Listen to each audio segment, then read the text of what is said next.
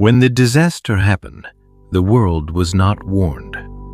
There were no emergency alerts, no sirens, no evacuations, because the people in charge made a different choice. They chose silence. Two nuclear catastrophes unfolded in the same country, decades apart, both invisible, both deadly. And in both cases, millions were exposed without ever being told the truth. For much of the 20th century, the Soviet Union was obsessed with one thing above all else: control. Information was power, and power was never shared. Disasters were not admitted, mistakes were not reported, weakness was never allowed to exist. So when nuclear technology arrived, it was treated like a miracle. And when it failed, the truth disappeared with it. Case 1. Chernobyl. In April 1986, engineers at a nuclear power plant in northern Ukraine began a routine safety test. The reactor was called number 4. What they did not realize was that the system had a fatal flaw. Within seconds, pressure built beyond control. The core exploded. The roof was blown off. Graphite burned into the sky. Radiation poured into the atmosphere. It was the worst nuclear disaster in human history. But the public was not told. Workers were ordered to stay silent. Firefighters were sent in without protective gear. They touched radioactive debris with bare hands. Within weeks, most of them were dead. Yet life outside the plant continued normally. Children went to school, families gathered in parks. A parade was held in the nearby city.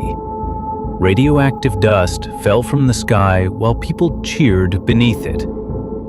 The government waited 36 hours before admitting anything had happened. By then, the damage had already spread across Europe. Case 2. Kishitom. But there was another disaster, one that was even more secret and far more forgotten. In 1957, at a nuclear facility called Mayak, deep inside the Soviet Union, a cooling system failed. A storage tank exploded. The blast released massive amounts of radioactive material into the environment. Entire villages were contaminated. Thousands became sick.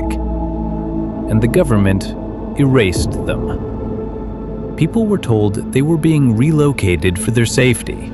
Roads were removed from maps. Records were destroyed. Doctors were ordered not to diagnose radiation poisoning. The event was never announced, never reported, never acknowledged. For 30 years, it officially never existed. Even today, most of the world has never heard of it. In both disasters, the pattern was the same. People trusted their government, and their government betrayed them. Families drank contaminated water, farmers worked poisoned land. Children played in radioactive streets, not because they were careless, but because they were never warned. They were not sacrificed by accidents. They were sacrificed by decisions, by silence, by denial, by fear of admitting failure.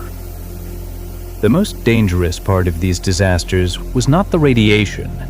It was the choice to pretend nothing happened. Because radiation kills bodies, but lies kill generations. And when a system values its image more than human life, the truth becomes more dangerous than the disaster itself.